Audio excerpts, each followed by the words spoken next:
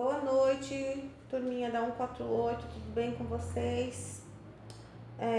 Pessoal, a gente vai dar início aqui. Eu coloquei um conteúdo para vocês sobre diálise peritoneal, tá? Nós terminamos aí paciente crítico, falamos sobre o TI, sobre toda a admissão, como que é o procedimento, alguns procedimentos em UTI, os principais procedimentos, né?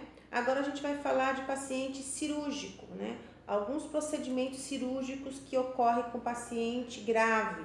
E os procedimentos cirúrgicos que vocês vão ter que fazer, ajudar nesses procedimentos, auxiliar o médico, o enfermeiro, nesses procedimentos são alguns específicos.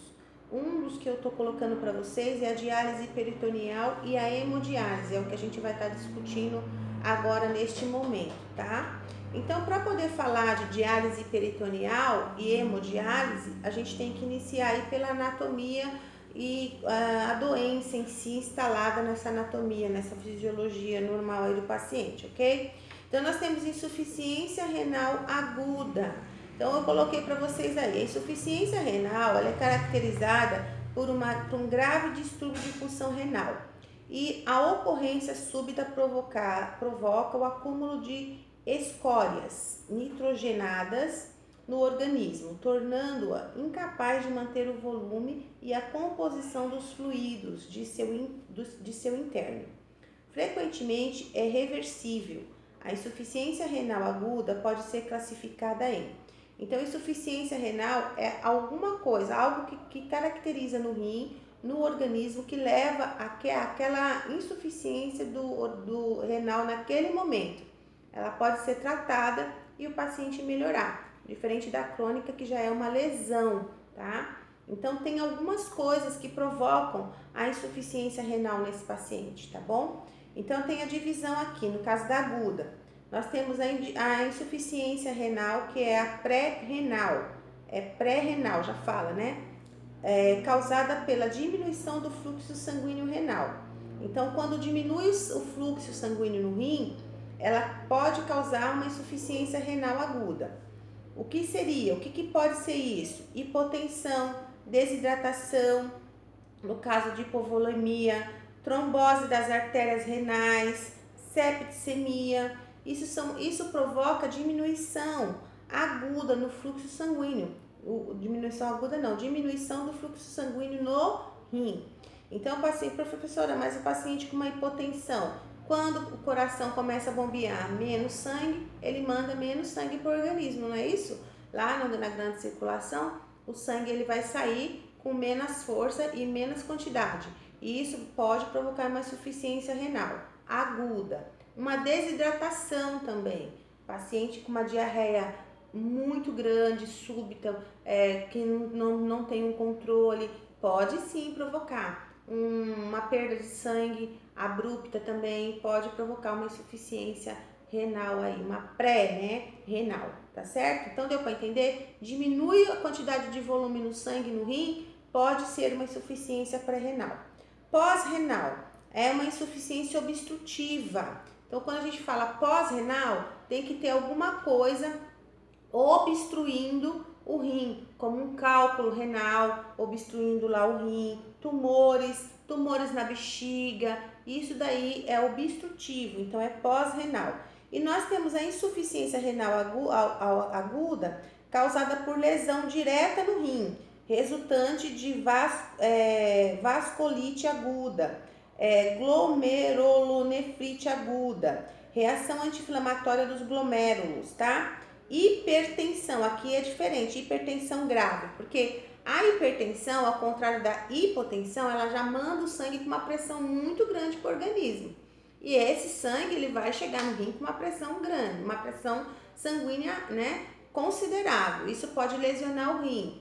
Outro fator que pode lesionar o rim é inflamação, né? Então a pessoa começa lá com uma infecção urinária. Quem já ouviu falar de pielonefrite? Pielonefrite é a bactéria que já chegou no rim, porque geralmente a bactéria ela fica no ureter, na bexiga, e aí a pessoa começa aquela infecção urinária ali, tem uma bactéria presente, toma um antibiótico, melhora. Agora, se essa bactéria migrar para o rim, a gente chama de pielonefrite ou aqui tá falando como glomerulonefrite também, e aí o paciente ele pode ter uma insuficiência renal aguda. Deu para entender as 3 fases da insuficiência renal aguda? Pré-renal é que chega sangue insuficiente no rim. Pós-renal é que tem alguma coisa que obstrói o rim. Insuficiência renal, no caso, ocasionada por uma lesão, pode ser uma inflamação, uma bactéria que se instala no rim, pode ser uma necrose, que aqui está falando também, necrose tubular, que é grave, né? Pode ser um tumor que obstrói ali e causa uma insuficiência renal, porque não tem como o rim trabalhar, liberar urina, fazer todo o seu processo, ok? E aí nós temos aqui a insuficiência renal crônica. Trata-se de uma deteriorização progressiva, uma deteriorização progressiva e irreversível ocorrida na função renal, em que a capacidade do organismo de manter o equilíbrio metabólico e hidroeletrolítico. Então há uma incapacidade, né, de manter esse equilíbrio. Então, a insuficiência renal crônica já é uma lesão no rim, lesiona uns néfrons, lesiona uma parte do rim, aonde o que? Ali já é crônico, já pode ter que fazer um tratamento mais específico. O rim, ele não consegue ter as suas atividades normais, né? E ele não consegue manter o equilíbrio, equilíbrio eletrolítico no paciente. Hidroeletrolítico, né? Que são todos, porque o rim ele faz o que? Ele filtra o que não é bom, manda embora e ele mantém ali sódio, potássio, tudo equilibrado no nosso organismo, tudo certinho, ok? E aí, no caso, se ele não consegue fazer essa função, vai ter um desequilíbrio totalmente aí, que é na insuficiência renal crônica, tá bom? Bom, o que aqui tá falando assim, ó, o que afeta, né? Quais são os sintomas? O que acontece quem tem uma insuficiência renal crônica? Tem um aumento da concentração da ureia e da creatinina, a pessoa pode ter anemia, ela pode ter o aumento da acidez no sangue, diminuição da concentração de cálcio, lembra que eu falei para vocês dos eletrólitos?